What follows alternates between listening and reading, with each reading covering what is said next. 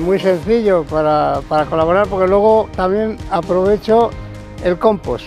Va al final a la basura y al final, en vez de ir a la basura, lo que hacemos es producir material orgánico para las plantas y para las tierras, vamos a decir, ¿no? Yo lo que percibo es que me encuentro muy bien colaborando al medio ambiente. Sentirme orgullosa de ello y satisfecha. El proyecto del inicio, fenomenal, que me parece una cosa de 10. Luego la basura se nota mucho. En mi casa tirábamos la bolsa de basura muy llena y ahora pues no, a lo que no va en una cosa va en otra.